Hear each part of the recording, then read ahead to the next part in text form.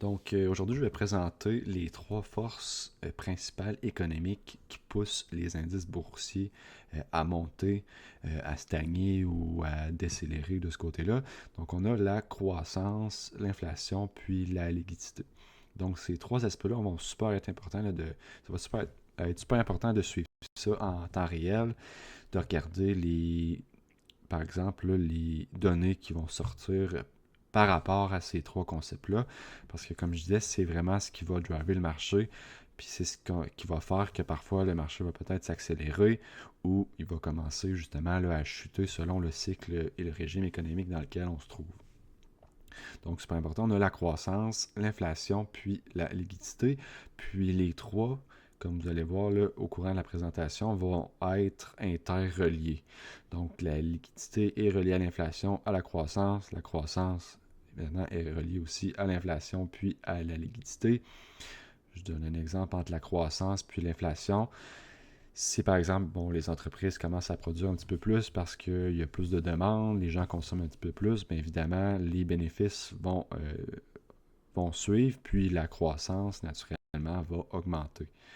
Ce qu'on a vu, par exemple, dans les dernières années, c'est que peut-être, justement, la croissance commençait à augmenter trop rapidement. Donc oui, la croissance, c'est bon. Par contre, quand on se retrouve dans une zone de surchauffe, au niveau de la croissance, ben, on se rend compte que les prix vont commencer à suivre, puis là, ben, on peut avoir un choc au niveau là, de la demande. Les gens, ça coûte trop cher d'aller acheter peut-être des nouveaux produits, de consommer plus ailleurs, puis donc, ça va venir affecter finalement la majorité des consommateurs, puis la croissance va s'inverser parce que les entreprises vont pouvoir moins vendre de ce côté-là. Puis ben, la liquidité, je vais en reparler tout à l'heure, mais c'est tout ce qui touche au taux d'intérêt. Quand on parle d'assouplissement quantitatif ou restrictif, puis tout ce qui apporte là, au cycle de crédit, puis la facilité d'emprunt à travers là, le système financier euh, dans les différentes là, institutions financières, autant au niveau des particuliers que des entreprises. Donc on a trois forces, croissance, inflation, liquidité, pour un marché, donc les indices à travers le monde.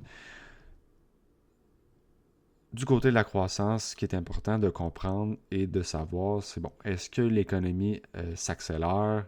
Est-ce que l'économie ralentit? Ou est-ce qu'on est dans une période peut-être d'attente où il ne se passe pas grand-chose? C'est les questions qu'on veut se poser au niveau de la croissance.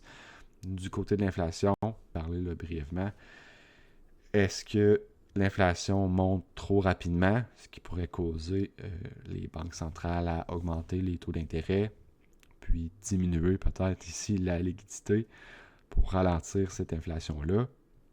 Ou est-ce que les prix chutent étant donné que la croissance ralentit, puis là, les banques centrales vont peut-être justement aller commencer à augmenter cette liquidité-là en diminuant le taux d'intérêt à court terme, puis finalement en stimulant l'économie à travers le monde.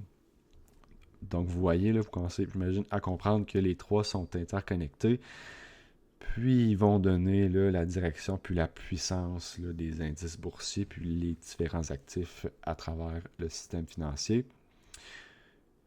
Puis ces trois-là, ben, c'est sûr que c'est comme une balance entre les trois facteurs. Donc, selon le cycle dans lequel on se trouve, peut-être que bon, la liquidité a plus d'importance. Peut-être qu'à un moment donné, les banques centrales vont regarder plus sur l'inflation. Je pense à aujourd'hui quand on voit là, le choc au niveau pétrolier, où les banques centrales sont en attente de voir si ça va se répercuter dans l'économie réelle, puis affecter le consommateur.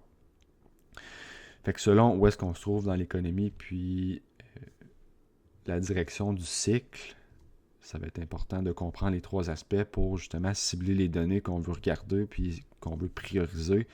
Parce qu'une donnée peut avoir de l'importance pendant un certain temps, puis l'autre année suivante, selon le cycle dans lequel on se trouve, avoir un petit peu moins d'importance là, au niveau des investisseurs. Fait que toujours se garder à jour, faire un suivi des données, peut-être même se faire un tableau. Puis je vais mettre là, le lien là, de l'article que j'ai fait là, sur la présentation dans la description, donc vous pourrez voir, puis justement cibler ces données-là qui sont les plus importantes, là, selon moi, à suivre présentement. Donc, au niveau de la toile de fond pour la croissance, on a le PIB, donc le GDP là, en anglais. Si le PIB augmente d'une façon annuelle plus élevée là, que 3%, ben, on est en surchauffe, ce qui pourrait causer éventuellement une pression inflationniste, puis un resserrement attendu du côté des banques centrales, comme j'ai mentionné tout à l'heure. Puis le sweet spot, évidemment, c'est entre 2 et 3%. D'ailleurs, actuellement, là, on est à 2%. Donc, l'économie va bien aux États-Unis. Puis, en bas du 2%, ben là, il faut commencer à faire attention. On se retrouve dans un ralentissement. Ici, on commence à stagner. Puis, on a un cycle, puis un régime de contraction en bas de 0%. Puis, techniquement, une récession arriverait quand on retrouve 2 trimestres consécutifs négatifs. Par contre, il faut faire attention ici. Si vous voyez, exemple aux nouvelles, puis sur les réseaux sociaux qu'on a eu justement là, 2 trimestres négatifs, ça ne veut pas dire que le marché va soit commencer à chuter ou commencer à chuter là, de façon accélérée. Peut-être qu'on se retrouve dans le bas du marché. Fait que c'est vraiment de faire attention puis de prendre justement toutes ces données-là. Parce qu'au niveau du PIB, les données là, sortent une fois par trimestre. Donc, c'est quand même une donnée qui est, on va dire, retardée.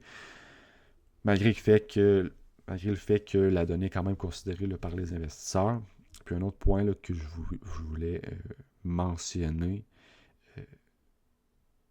c'est le fait que si vous voyez, là, vous regardez, vous allez étudier les différentes données là, disponibles sur le marché, sur les différents sites économiques.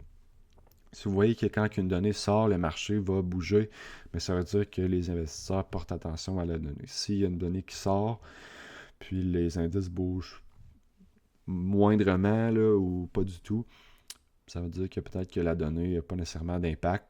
Puis comme je disais tantôt, peut-être que pendant certains régimes, certaines périodes de temps, selon ce qui se passe dans l'économie, certaines données vont avoir plus d'impact positivement ou négativement là, sur les indices boursiers puis le marché là, à court terme. Fait que tu as des aspects là, super importants à prendre en compte. Par la suite, au niveau de la croissance, on a aussi le pouls d'industrie au niveau du ISM Manufacturing, donc qui finalement nous dit si du côté industriel, est-ce que les acheteurs achètent beaucoup de, on va dire, de produits dans certaines entreprises pour démarrer des nouveaux projets, ou si justement peut-être la production diminue, donc il y a moins de commandes, puis finalement ça mesure la santé manufacturière. Puis quand on se retrouve au-dessus du niveau des 50, ça veut dire qu'on se retrouve en expansion. Par contre, encore une fois, faire attention, il faut vraiment cibler les écarts entre les données. Ça ne veut pas nécessairement dire que si on est en haut de 50%, c'est toujours bon.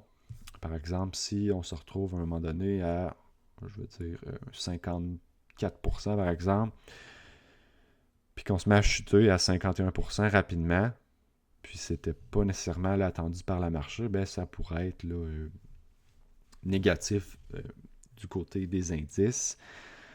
Puis même chose à l'inverse, si on commence on est en bas du 50, puis on commence à se retourner plus rapidement vers le niveau des 50, ça pourrait être positif. Fait que ça ne veut pas dire que si, parce qu'on est en bas du 50, c'est nécessairement négatif. Puis même chose au niveau de l'expansion. Puis quand même aussi, là, une autre donnée super importante, c'est au niveau des services, puisqu'aux États-Unis, qui est l'économie là, que je pourrais dire consomme le plus dans le monde, donc on va surtout là, importer leurs produits là, de la Chine. Par contre, au niveau des services, c'est du côté des États-Unis que ça se passe. Puis, c'est un autre aspect là, à considérer. Puis, c'est le même principe. Là, si on se retrouve en delà des 50, on est en phase de contraction. Puis, au-delà du 50, on est en phase d'expansion. Donc, c'est le même principe là, pour les deux types de données. Puis la dernière chose à regarder du côté de la croissance, là, c'est des données qu'on regarde. On pense peut-être pas nécessairement là, parce que c'est justement pas relié non plus à l'inflation ou à la croissance économique en tant que telle, donc de la demande, puis finalement là, l'offre sur le marché au niveau des industries ou des services. Donc on a les données sur l'emploi, donc le taux de chômage,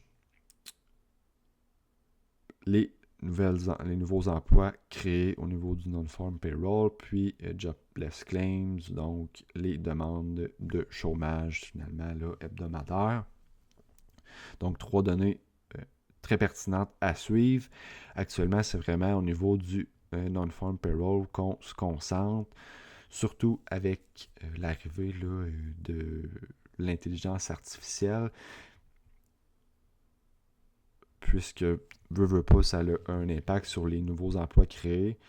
Puis bon, les gens sont vraiment là, inquiets de ce côté-là. Est-ce que l'intelligence artificielle là, va prendre ma job ou est-ce que ça va faire comme dans les dernières années où est-ce qu'on a souvent là, pensé à ça, puis finalement là, c'est pas arrivé. Il y a de nouveaux emplois qui se sont créés, donc c'est ce que reflète le non-farm payroll. Donc c'est le nombre d'emplois finalement le net créé hors du secteur agricole aux États-Unis de façon mensuelle. Donc, encore une fois, surtout ces 2 données-là ici vont impacter le marché. Jobless claim un petit peu moins. Par contre, c'est un suivi qu'on peut se faire là, de façon hebdomadaire au niveau des demandes de chômage pour voir un petit peu puis nous donner une idée de la situation là, du côté de l'emploi. Puis, avant de finir pour l'emploi, là, pourquoi finalement c'est relié à la croissance? Ben, c'est quand même assez là, logique.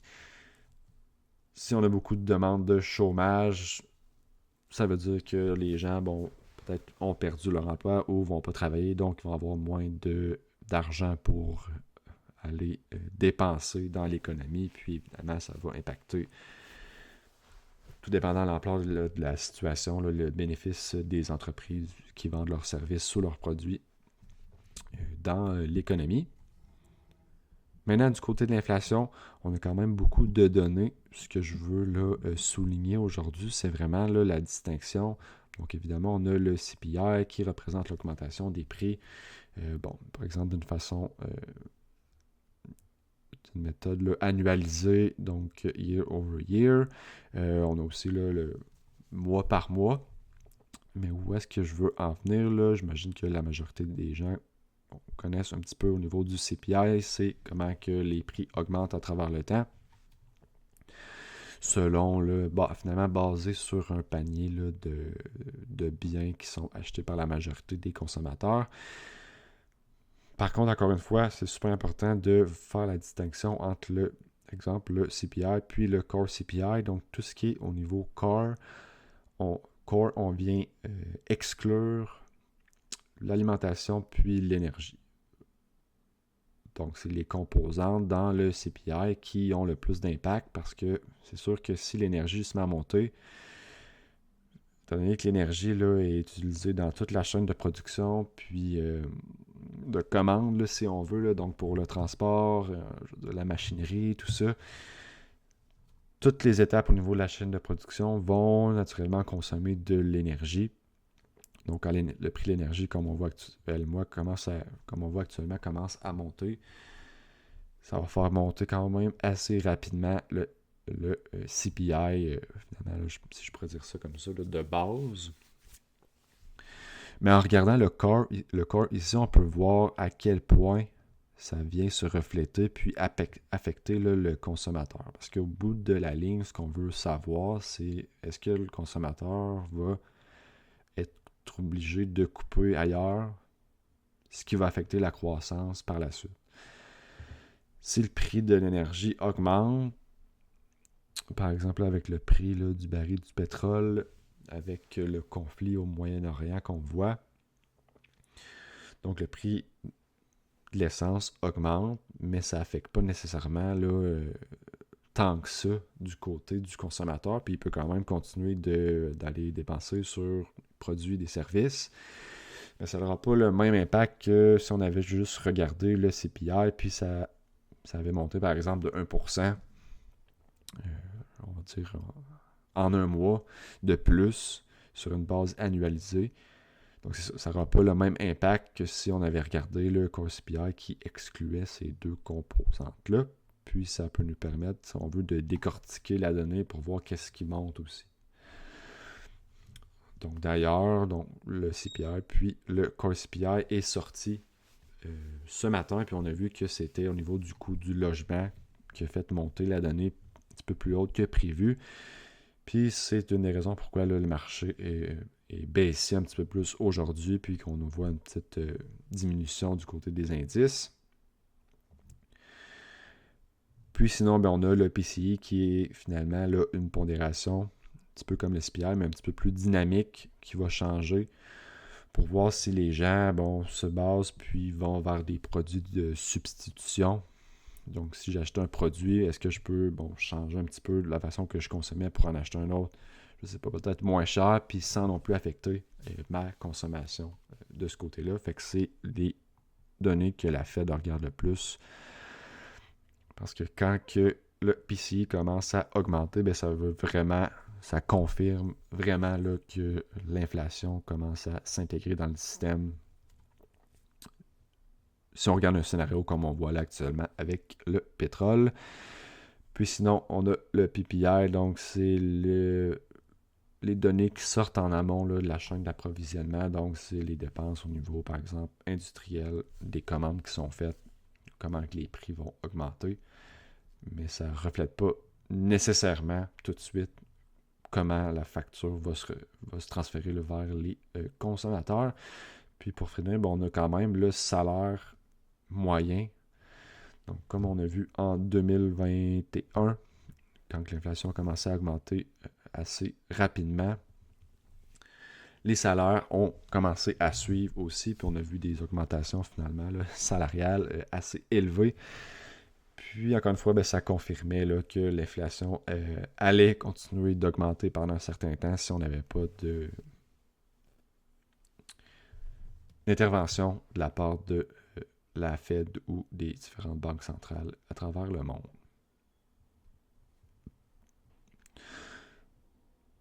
Donc l'important, là, surtout du côté de l'inflation, c'est d'avoir un équilibre qui peut quand même là, assez rapidement devenir un petit peu plus fragile. Donc si on voit que l'équilibre est modéré, les entreprises vendent plus cher, ça fait des profits puis les actions montent. Par contre, si on est trop élevé, les coûts montent. Évidemment, les coûts vont monter aussi pour les entreprises, pas juste les consommateurs, ce qui va faire que les prix vont naturellement aller augmenter pour les consommateurs qui vont acheter le bien fini. Puis évidemment, si on a même une désinflation, ça veut dire que l'économie s'affaiblit parce qu'il n'y a plus assez de... Les gens n'ont plus peut-être assez d'un côté peut-être d'argent, donc on a un choc sur la demande, ce qui fait que il y a trop d'offres, puis les prix se mettent à baisser parce que les entreprises veulent continuer à vendre, puis pour rester pris avec des produits ou pouvoir continuer à vendre leurs services afin de dégager encore une fois là, des profits, puis pouvoir continuer à vivre, là, puis payer leurs employés à court terme, évidemment. Donc l'aspect le plus important, c'est vraiment la chaîne qui se reflète vers l'accès au crédit. Donc, on a la politique monétaire. Puis, donc, on se retrouve dans la phase, puis le pilier de la liquidité qui est, selon moi, là, le concept qui est peut-être un petit peu plus délicat à comprendre. Donc, on a la politique monétaire. Donc, est-ce que là où les banques centrales sont plus restrictifs actuellement ou plus... au moins restrictifs sur le marché. La politique monétaire, donc est-ce qu'on s'attend à des hausses de taux, des baisses de taux ou peut-être juste une pause, comme on voit d'ailleurs actuellement. Puis, du côté là, des États-Unis, évidemment, pour les autres banques centrales, là, on commence à pricer tranquillement là, des hausses. Puis, ça va vraiment dépendre, là, évidemment, du type d'économie. Mais je ne toucherai pas là, à ça dans la présentation. On a les taux réels, donc évidemment, si les taux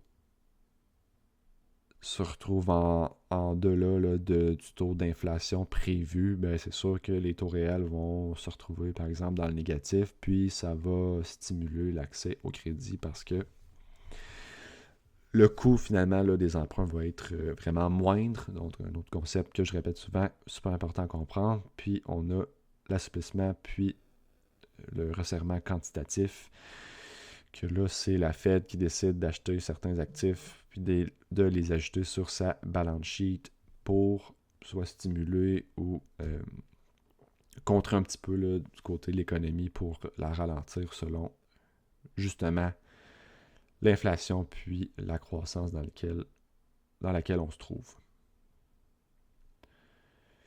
Puis tout ça, ben c'est sûr que ça nous porte justement les coûts. Si le financement à court terme du côté de la politique monétaire augmente, ben le coût des entreprises sur les prêts, démarrage de nouveaux projets, par exemple le financement de, je sais pas, de la machinerie ou quoi que ce soit va augmenter. Donc, ça va mettre de la pression sur le profit des entreprises. Puis en plus de ça, étant donné que les taux d'intérêt augmentent, le taux d'actualisation va augmenter. Donc, la valeur présente, donc des cash flows, des revenus futurs des entreprises en valeur d'aujourd'hui va diminuer de ce côté-là. Puis on va voir les actions en baisse, surtout du côté des actions qui sont considérées plus risquées, qui n'ont peut-être pas nécessairement là, de revenus présents, mais se fient aux revenus là, futurs pour avoir une certaine valeur en bourse.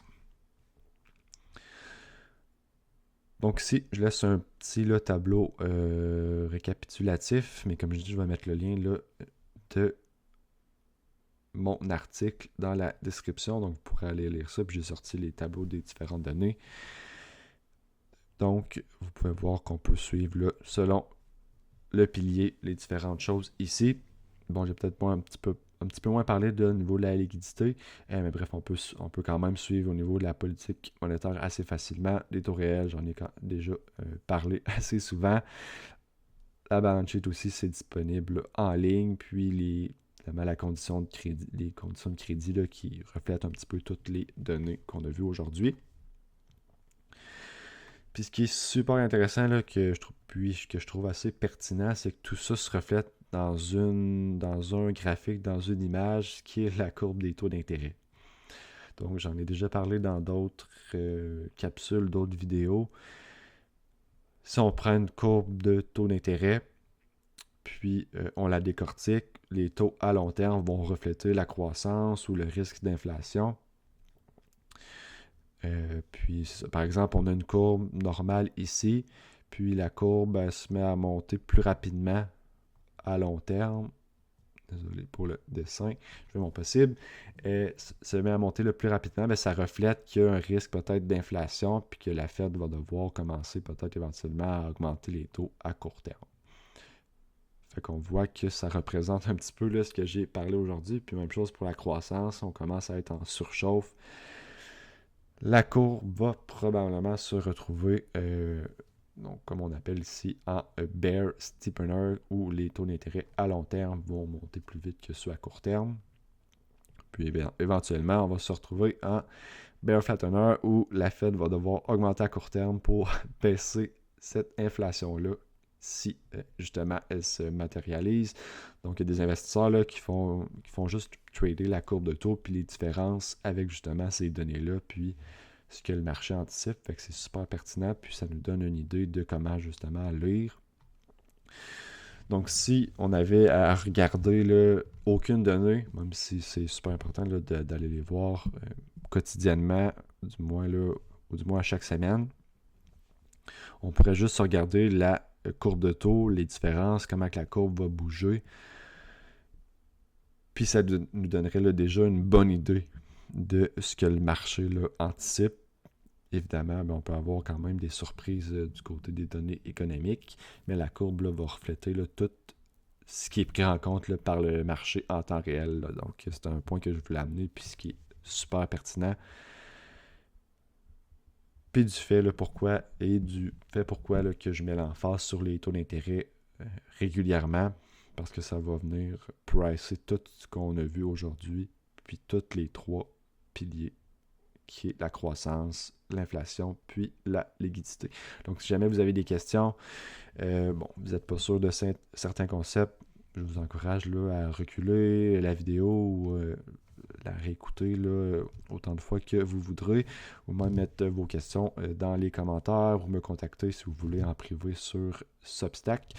Puis, on se dit à la prochaine.